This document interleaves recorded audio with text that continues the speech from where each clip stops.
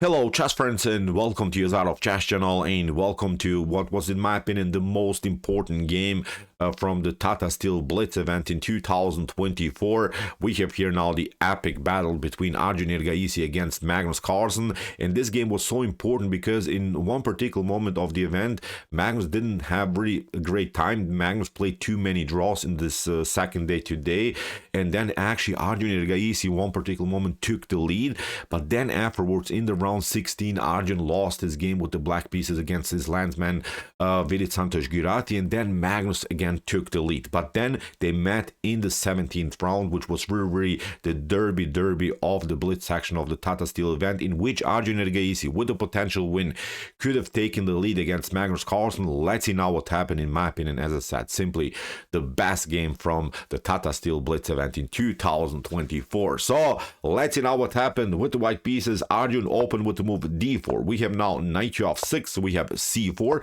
e6 here by Magnus Carlsen, and after knight to c3, here Arjun Erigaisi invites maybe here Magnus Carlsen to go in to the Nimzo in the defense, but Magnus plays a calm game, plays now the solid Queen's Gambit, decline the normal defense. We have now c takes d5, which is of course the most popular way now to proceed here in the center of the board. We have now the exchange variation. After e takes d5, we have now the positional line with bishop to g5, c6 by Magnus, and now after e3, Magnus goes now into this popular line also for black. He plays, I think, this line very often also, but this line leads into complications after potential queen to f3. Queen to f3, and then bishop to g6, bishop takes f6, queen to f6. This could be, of course, a good game here for white, because white doubled here the pawn structure in black's camp and has now great activity with the knight. But if you watch the database in this particular line, the games are ending often with a draw. So, of course, Arjun had to win the game. So that's why he didn't risk a too passive line with queen to f3. He played now after bishop to f5 by Magnus the most aggressive knight from g to e2, because after bishop to d6, Arjun gets now an extra tempo with knight to g3, and Magnus has to now step back. So again, Magnus loses also tempo. But now the follow-up by Arjun Erigaisi is not so great. He plays now a strange queen to f3, becomes also a theoretical novelty. But the issue here by Arjun Erigaisi is that the queen is a little bit exposed. The queen could be attacked, and there's simply no good move anymore for the light square bishop. Bishop to e2 would further lock out the queen, and also bishop to d3. You cannot play anymore, compete maybe against the light square bishop of Magnus Carlsen here on g6. Arjun had now an idea to somehow hop with the knight on f5, but Magnus Carlsen first of all played the correct choice, knight to d7, and after knight to f5, bishop to f5, and queen to f5, now Magnus Carlsen, I think, missed a great chance to be better in the game, to really take over. Here he had the immediate opportunity to play aggressive queen to a5, and that's the issue about the move queen to f3 that Arjun Erigaisi played in the first place.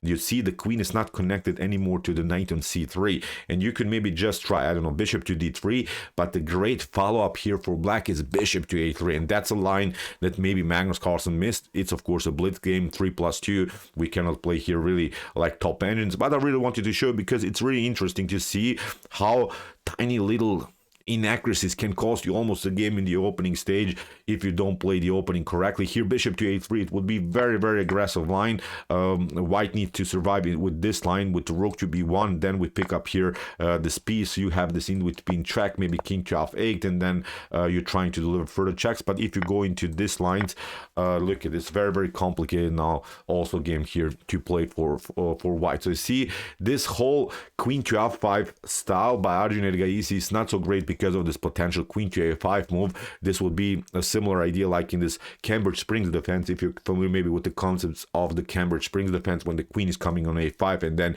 you put more pressure against this knight on c3, but now in a different way with this aggressive potential tactic with bishop to a3. But now after h6 that Magnus Carlsen played, the game becomes equal. He missed his maybe chance in the opening stage, and now bishop to h4 by Arjun, g6 by Magnus. He doesn't want to tolerate the queen. Queen to c2, queen to e7. Magnus leaves now a great flexibility to maybe castle queenside to castle kingside, and now after move bishop to d3, Arjun targets immediately the g6 weakness, so it makes Magnus Carlsen really hard, you know, to castle on the kingside. He plays now an aggressive g4 c5, but now after bishop to g3, h takes g3, he castles now queenside. Get out of the attack here by white, because white put more here pressure on this side of the board. Great move here by Magnus Carlsen, and after the trades of bishops, there is no risk that you're getting attacked through dark squares here by white. We have now rook to b1, we have king to b8, and now Arjun goes into this minority attack ideas. He's playing 2 versus 3 here. He's attacking these 3 pawns with 2 pawns. He's trying to open files, to open, of course, some dangerous files here against black's king. Magnus goes now h5. Again, he's playing a counter-attack. Again, I would say a pretty equalish game, but now Arjun goes also for this idea. Is trying, of course, to play something like knight to c5, hop with this knight on this beautiful square. b5 here would be very risky. This wouldn't be the best attacking idea here by white, because black can pass through, and now you don't have anything here. There's no way that you're going to open files anymore. If you play a6, then black will pass through with b6. If you play b6 here in some lines, then white will pass through with a6. So you cannot really open any more the files in front of black's king. So that's why correct choice here by Arjun, going for the c5 square. Rook to c8 here by Magnus Carlsen. Although, again, maybe a liberating line for Magnus would have been a very interesting knight to e4. That's also, I would say, a standard idea in the Queen's Gambit decline exchange variation when to play the game from black's perspective. Just a little bit, let's flip the board. This is now your goal. You have this e4 square fixed, and now you can play f5, maybe if possible even f4. If something clears, still the king could be in danger. So I think knight to e4 from a strategic point of view would be a great move here by Magnus Carlsen. But okay, he continues with a different idea. Rook to c8. Probably he wanted to bring a new defender into the game, because he realized after knight to c5 there could be something here around the square b7. So that's why Magnus further covers now the 7th rank. But the issue now, the rooks are not connected, so it makes now Magnus Carlsen's goal after a4 here by Arjun Erigaisi.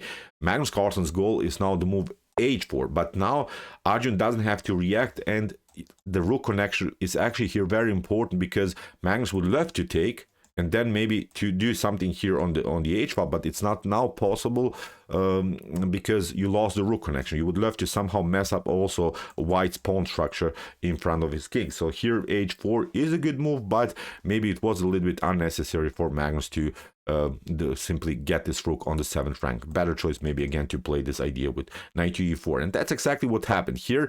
a5 by Arjun Erigaisi.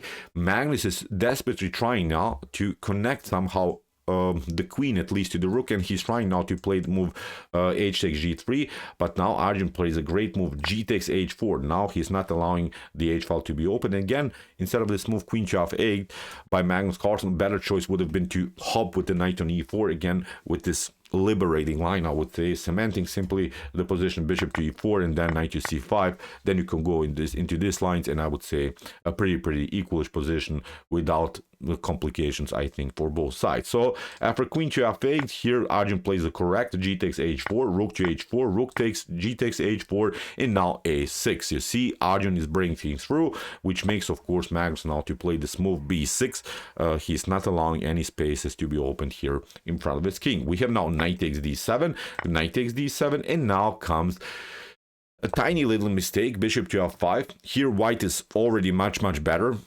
because black's pieces are a little bit disconnected all over the board. Bishop to f5 is still a better position for white, but it's not the optimal way here. Queen to d1 is better because you get the queen here and you want to get the queen further into the attack. Now when the bishop is there, Magnus played now knight to f6, and now another follow-up also that wasn't good here by Arjun Erigaisi was now the move f3. He weakened simply his structure too much in front of the king. Here king to e2 is perfectly fine, and there is no way here for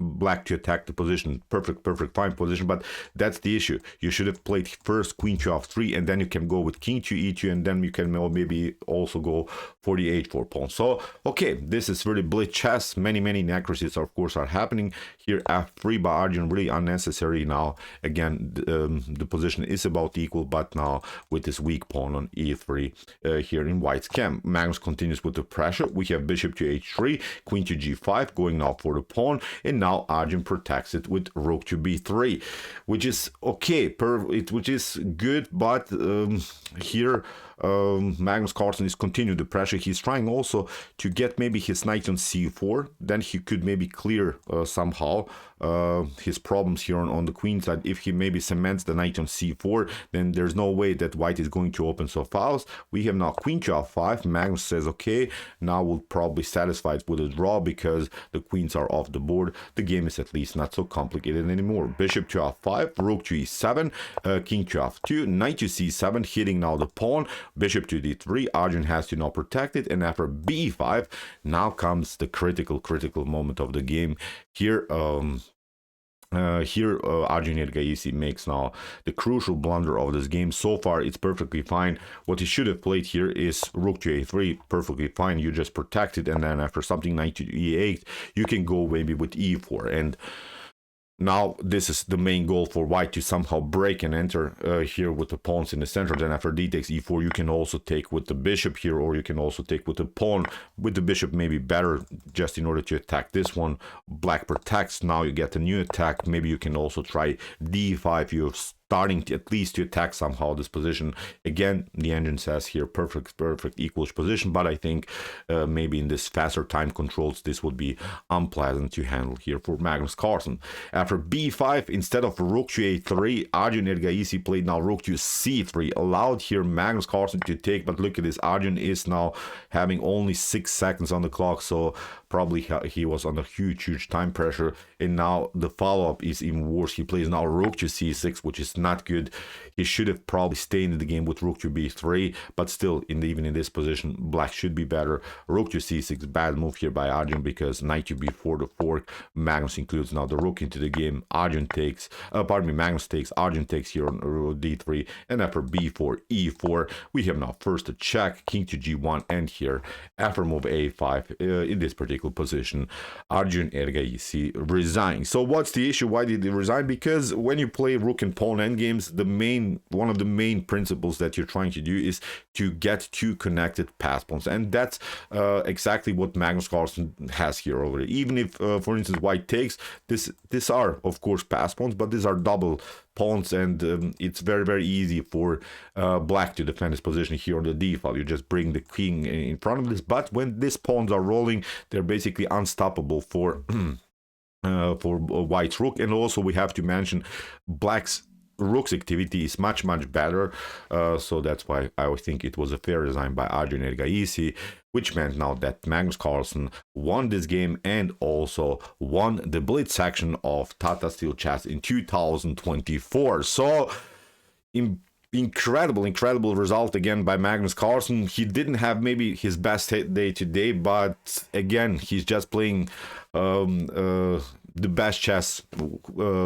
Many are trying to beat him, but of course, you see, when Magnus Carlsen plays what he can do, then no one can stop him in rapid chess, in blitz chess, in classical time chess. I still think that Magnus Carlsen is the best player. He's just not so motivated to play any more classical chess, but you see, in rapid and blitz chess, he's still a beast. In bullet chess, Magnus Carlsen is the best. So really congratulations for an epic performance again by the strongest chess player in the world. So with this loss, and also with the loss in the last round, Arjun Erigaisi unfortunately finished only on the 3rd place, but Wesley So, also great result, finished on the 2nd place here in the blitz section. Congratulations also to Wesley So. It's really a pleasure to see again Wesley So performing in a great way.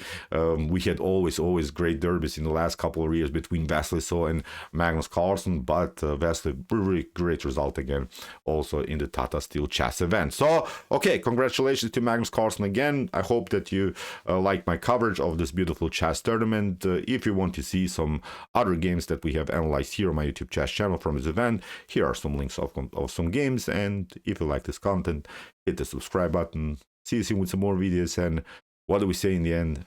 Chess is the best, of course.